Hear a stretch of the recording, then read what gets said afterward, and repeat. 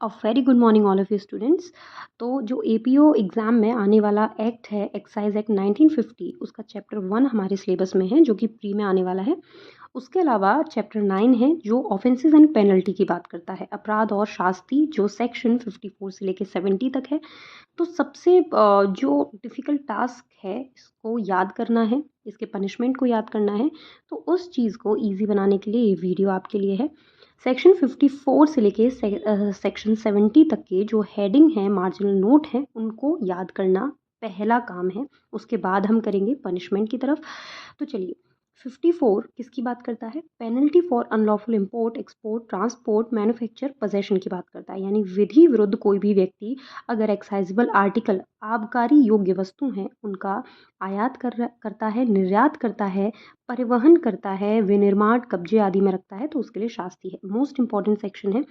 Section 54 से लेके 59 तक इम्पॉर्टेंट है।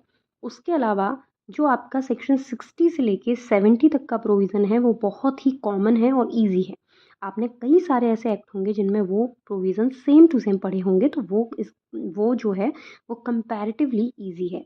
तो 54 ये बात करता है। वहीं अगर हम 54 ए की बात करें, देखिए 54 ए जो है वो आपका owner of animal, cart, vessel, raft, motor vehicle or any other means of conveyance की बात करता है कि अगर कोई भी कतिपय मामलों में जो पशु है, गाड़ी, जलयान, बेड़ा, मोटर वाहन, कहने का मतलब ये है कि इन सभी के जो स्वामी हैं, अगर वो इनका प्रयोग करके कोई अपराध करते हैं तो उनके लिए पेनल्टी वगैरह बताई हुई है कि उनका जो दायित्व यहाँ पर बन जाएगा।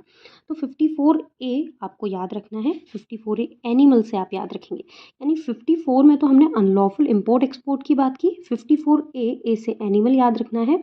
तो ये हमारी एक ट्रिक हो गई है कि ए से हमारा एनिमल हो गया। वहीं चलिए नेक्स्ट प्रोविज़न पे आते हैं।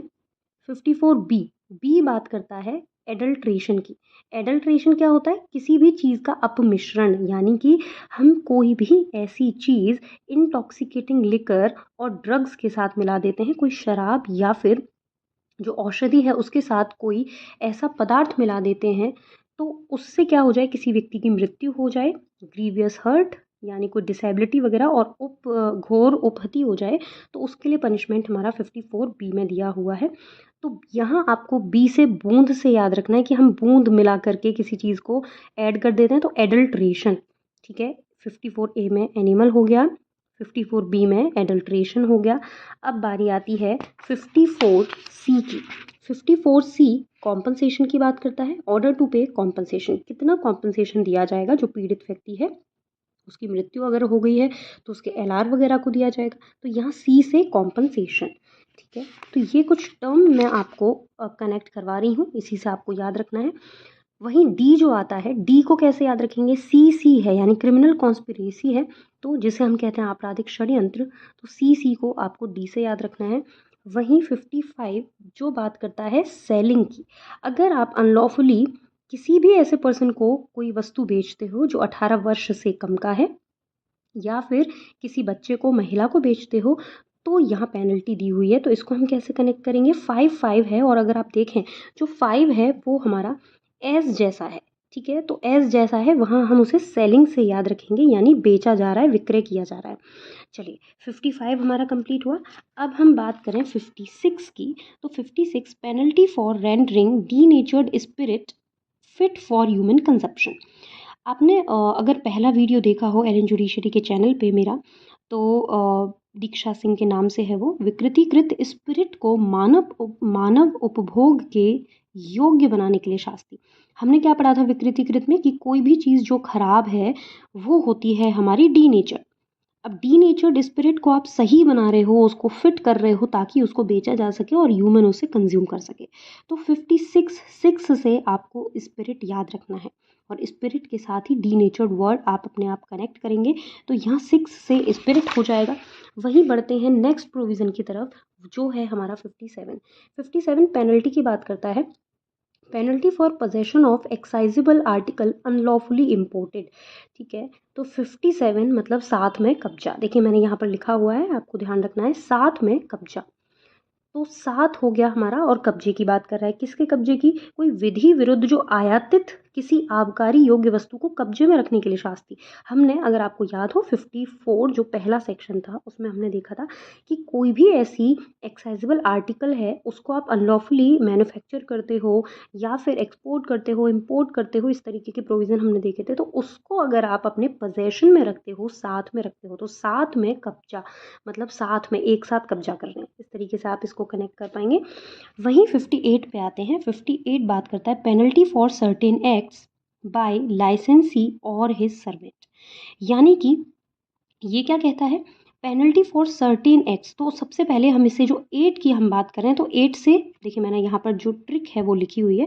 8 से क्या मतलब है, 8 मतलब एक्ट, 8 मतलब एक्ट, इस तरीके से याद रखेंगे कि इसमें एक्ट के लिए है। अब किसके एक्ट द्वारा, कोई लाइसेंसी है जिसको लाइसेंस दिया जाता है या फिर उसके सर्वेंट अगर कुछ सर्टेन एक्ट करते हैं, और कौन से एक्ट हैं ये सिर्फ रीड आउट वाली चीज़ें हैं, ये आपको ध्यान रखना है, और उसका पनिशमेंट कितना है वो हम बाद में देखेंगे। तो 58 मतलब सर्टेन एक्ट्स, और सर्टेन एक्ट किसके द्वारा है, लाइसेंसी और उसके सर्वेंट के द्वारा, अनुज्ञप्तिधारी और उसके सेवकों द्वारा किए गए कतिपय कार्यों के लिए शास्ति। ठीक है। 58 उसके बाद आता है 58A।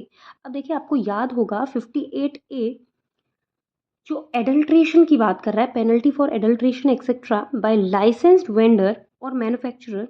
तो मैन्युफैक्चरर मतलब जो विनिर्माण करता है, और विक्रेता हैं जिनको अनुज्ञप्त मतलब जो लाइसेंस है वो दिया गया है, उनके द्वारा अगर कोई भी किसी भी तरीके का मिश्रण किया जाता है, अपमिश्रण किया जाता है, एडल्ट्रेशन किया जाता है, तो उसके लिए पेनल्टी बताई हुई है।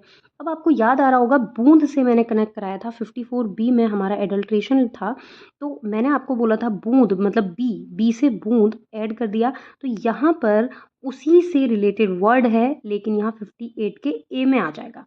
ठीक है, 58 का ए एडल्ट्रेशन की बात करता है, और एडल्ट्रेशन किसके द्वारा है, वेंडर और मैन्युफैक्चरर के द्वारा है। तो हिंदी में मैं आपको टर्म बताती जा रही हूँ, आपको ध्यान रखने हैं ये। अब हमारा 58A कंप्लीट हो गया, एडल्ट्रेशन की बात करता है। वहीं अब आता है 59। 59 penalty for consumption in chemist shop etcetera. औषधि विक्रेता की दुकान आदि में उपभोग के लिए शास्ति। अब देखो, नो कंजप्शन, नो, जहाँ पर भी मैंने कई जगह इस नो को, 9 को नो से कनेक्ट कराया है, तो आपको इस यहाँ ध्यान रखना है, नो कंजप्शन, यानी कंजप्शन नहीं करना है, उपभोग नहीं करना है, नो कंजप्शन, केमिस्ट की शॉप पे नहीं करना है। 59 हो गया। अब आता है 60। 60 क्या कहता है, देखिए 60 है penalty for excise officer refusing to do duty. यहाँ पर आपको कुछ चीज़ें याद रखनी है। अब देखो ऊपर आपको 0 यानी ऑफिसर, ओ से ऑफिसर मिल रहा होगा, तो 60 यानी 0 है, 0 के साथ आप ओ का जो ये ऑफिसर का जो ओ है वो कनेक्ट करेंगे, और 0 ड्यूटी। अब आप देखें, इसको कंपैरिजन करें तो 61 में भी ऑफिसर दे रखा है, तो कन्फ्यूज़न ना हो उसके लिए हमें क्या करना है, 60 0 और ऑफिसर मतलब काम नहीं कर रहा है, 0 ड्यूटी कर रहा है, तो यहाँ ड्यूटी से रिलेटेड है कि काम करने से मना कर रहा है। वही जो 61 है, 61 penalty for excise officer making vexatious search, यानी कि यहाँ पर तंग करने के लिए कोई तलाशी वगैरह कर रहा है आबकारी अधिकारी, उसके लिए शास्ति बताई हुई है। तो 61, 60 में हमने बोला रिफ्यूज़ कर रहा है, मना कर रहा है कि ड्यूटी नहीं करेगा। 61 में काम तो कर रहा है लेकिन तंग करने के लिए कर रहा है, तो 61 हमारा कंप्लीट हो जाएगा। उसके बाद आता है 61A penalty for certain acts and omission by excise officers. 61A, अभी हमने लास्ट 61 देखा जिसमें कर तो रहा है लेकिन तंग करने के लिए कर रहा है, वैक्सेशियस सर्च करता है।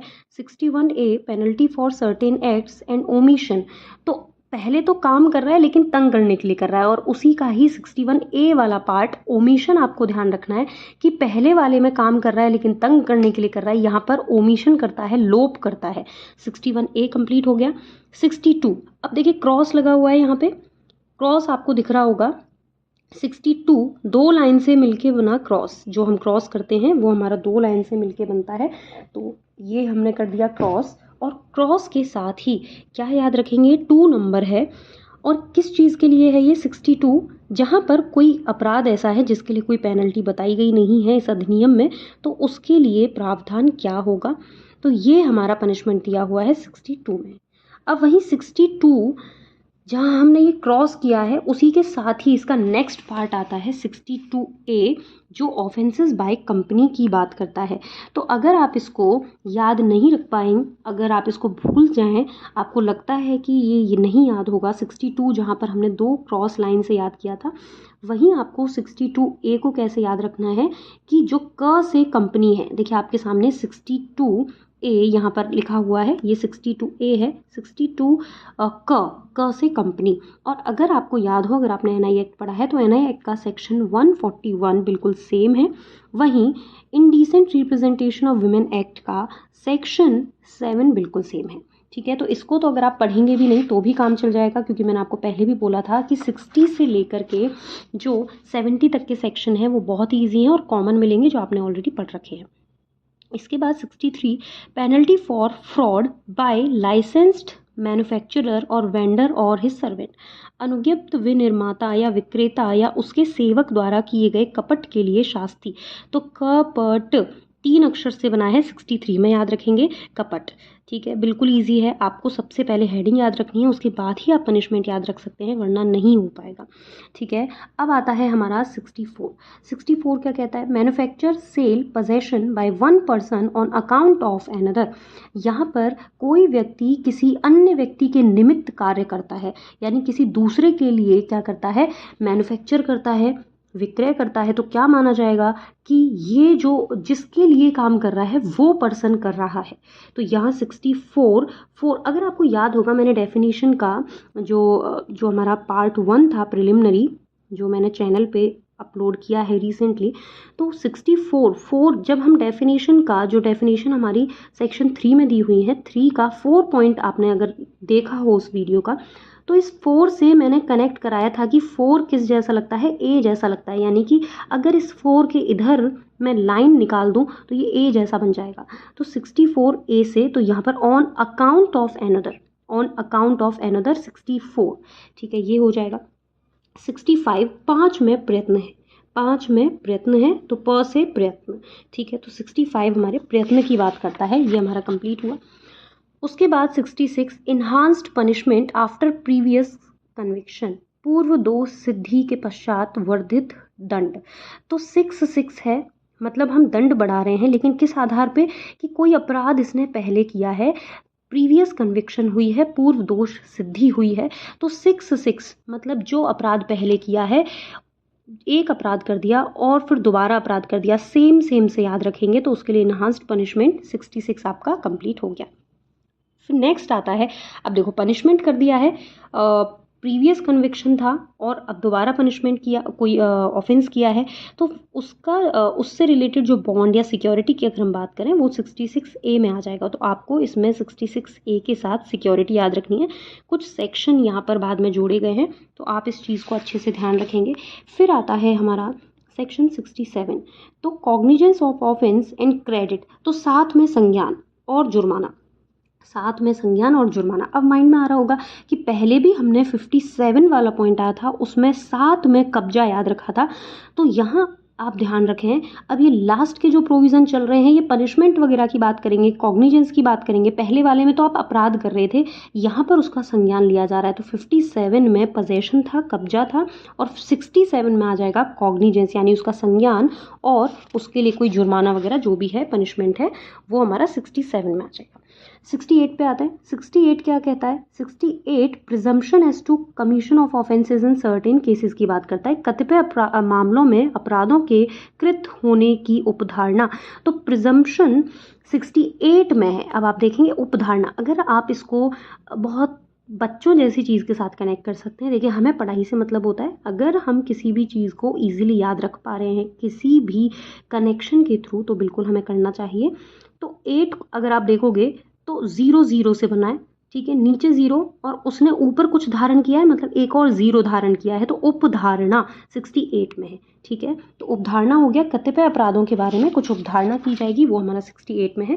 देन आता है 69, what things are liable to confiscation, कुछ वस्तुएं ऐसी हैं जो अधिहरण किया जा सकता है, उसके दायित्वाधीन है। तो 69 कॉन्फिस्केशन की बात करता है, ये आप याद रखेंगे। नो कॉन्फिस्केशन, अब फिर से आपके माइंड में आया होगा कि मैम पहले तो आपने 59 में नो कंजप्शन बताया था, ठीक है, कंजप्शन केमिस्ट की शॉप आपको याद आया होगा, नो कंजप्शन।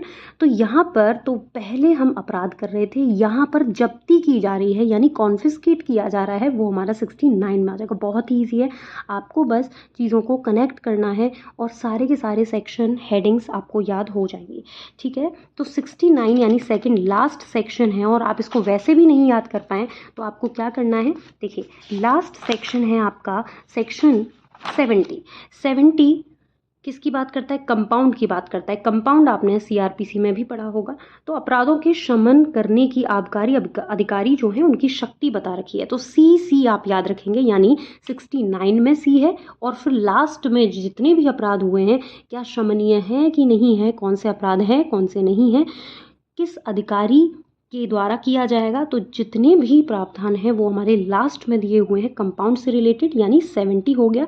और उससे पहला कॉन्फिस्केशन है जिसको हमने ऑलरेडी 59 69 एक साथ देखा। वहीं इसी जैसा प्रोविज़न हमने 57 में देखा और 67 में देखा, यानी पजेशन। और वहाँ ये जो 67 है ये संज्ञान और अपराधों की बात करता है, जुर्माने की बात करता है। तो इस तरीके से सारी हेडिंग हमारी कंप्लीट हो चुकी हैं 54 से लेके 70 तक। Thank you so much.